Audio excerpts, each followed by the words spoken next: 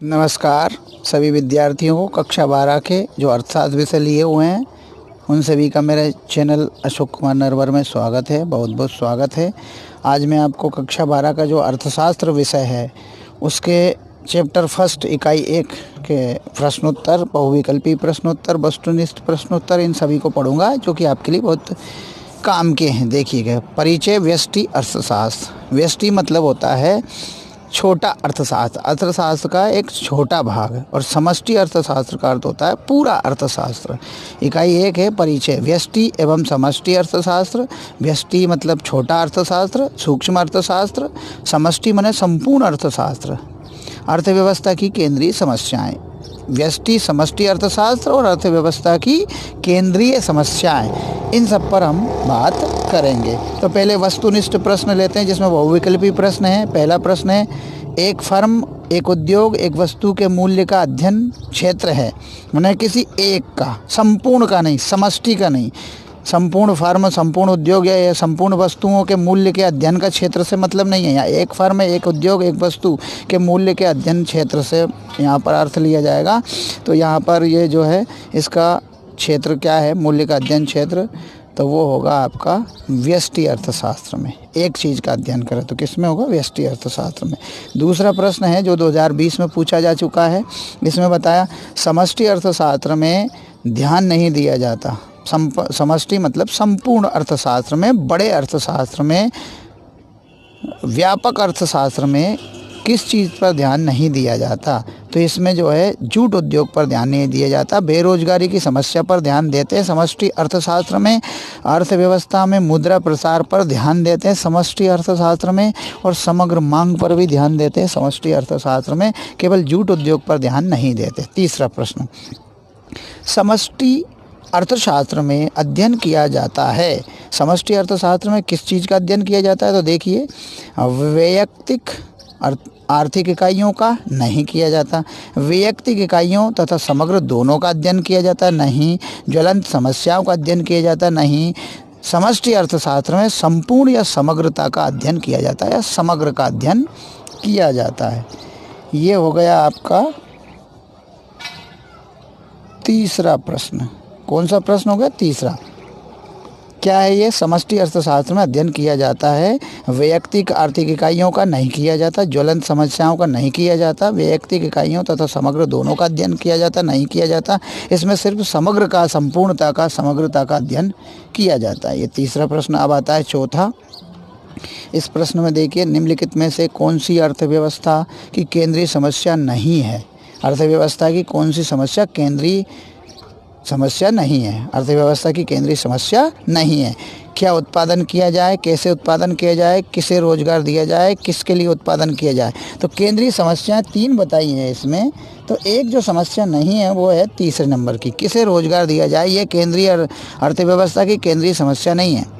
संपूर्ण अर्थव्यवस्था की ये केंद्रीय समस्या नहीं है। बाकी ये 3 केंद्रीय समस्याएं हैं। क्या उत्पादन किया जाए, अर्थव्यवस्था की केंद्रीय समस्या है। कैसे उत्पादन किया जाए, अर्थव्यवस्था की केंद्रीय समस्या है। किसके लिए उत्पादन किया जाए, यह भी अर्थव्यवस्था की केंद्रीय समस्या है। किंतु किसे रोजगार दिया जाए, यह अर्थव्यवस्था की केंद्रीय समस्या नहीं है। अगला प्रश्न है 5वां। इसमें क्या बताया गया है, उत्पादन संभावना वक्र कितनी वस्तुओं के उत्पादन का संयोग बनाता है। कितनी वस्तुओं के उत्पादन का संयोग बनाता है, तो 4 वस्तुओं का नहीं, 3 वस्तुओं का नहीं, 5 का नहीं, ये 2 वस्तुओं के उत्पादन का संयोग बनाता है। तो ये 4 विकल्प वाले प्रश्न थे, ये पूरे हो चुके हैं। अब अगले प्रश्न को देखते हैं।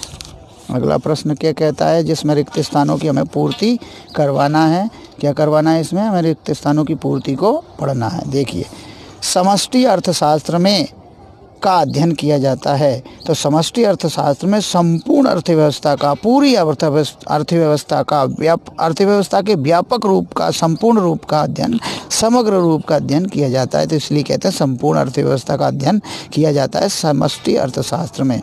फिर लिखा है, व्यष्टि अर्थशास्त्र का मुख्य यंत्र है कीमत सिद्धांत है, कीमत तंत्र है।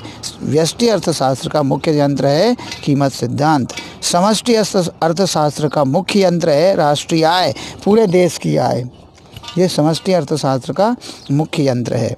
फिर लिखा है सूक्ष्म या व्यष्टि, दो नाम है इसके, व्यष्टि अर्थशास्त्र भी कहते हैं, सूक्ष्म अर्थशास्त्र भी कहते हैं। तो सूक्ष्म अर्थशास्त्र व्यक्तिगत इकाइयों का अध्ययन कराता है, या सूक्ष्म अर्थशास्त्र में व्यक्तिगत इकाइयों का अध्ययन होता है। सूक्ष्म अर्थशास्त्र में ही समग्र अर्थव्यवस्था के अध्ययन के लिए अनुपयुक्त होता है। माने सूक्ष्म अर्थशास्त्र समग्र अर्थव्यवस्था का अध्ययन नहीं करता है, इसलिए उसके लिए यह अनुपयुक्त होता है। ये हो गया। अब आता है सत्य असत्य।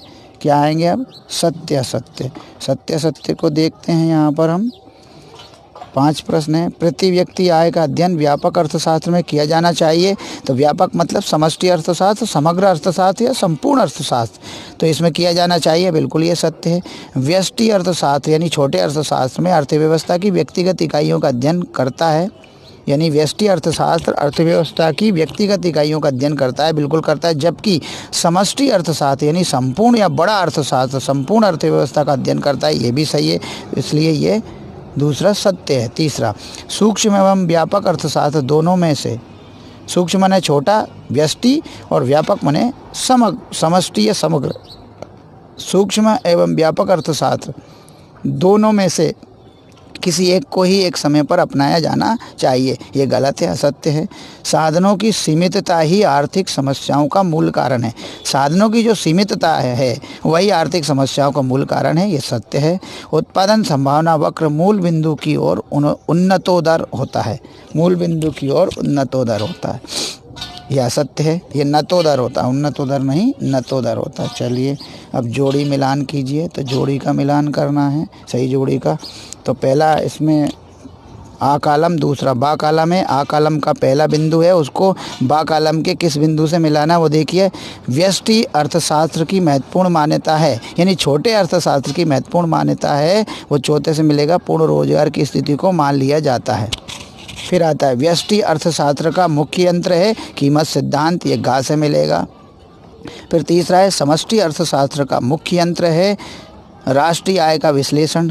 फिर समष्टि आर्थिक सिद्धांत से संपूर्ण अर्थव्यवस्था की समस्या का अध्ययन किया जाता है। इस तरह से ये जोड़ी का मिलान किया हमने। अब आता है एक शब्द में उत्तर वाले जो प्रश्न हैं उनको देख लेते हैं। तो पहला प्रश्न है राष्ट्रीय आय तथा पूर्ण रोजगार की स्थिति के लिए निम्नलिखित में से कौन सी प्रणाली उपयुक्त है? व्यष्टि अर्थशास्त्र या समष्टि अर्थशास्त्र? तो समष्टि अर्थशास्त्र, यानी पूरी राष्ट्रीय आय, पूर्ण रोजगार, यानी सब कुछ पूरा हो समष्टि में, सब कुछ एक एक हो वो व्यष्टि में। चलिए, जिसमें व्यष्टि विशिष्ट फर्मों विशिष्ट परिवारों, जिसमें विशिष्ट माने एक, विशिष्ट माने एक परिवार, एक फर्म, यानी विशिष्ट फर्मों विशिष्ट परिवारों, वैयक्तिक कीमतों, मजदूरियों, आयों, व्यक्तिगत उद्योगों एवं विशिष्ट वस्तुओं का अध्ययन करते हैं, वह अर्थशास्त्र कहलाता है व्यष्टि अर्थशास्त्र, सूक्ष्म अर्थशास्त्र, छोटा अर्थशास्त्र। चलिए अगला प्रश्न और देख लेते हैं।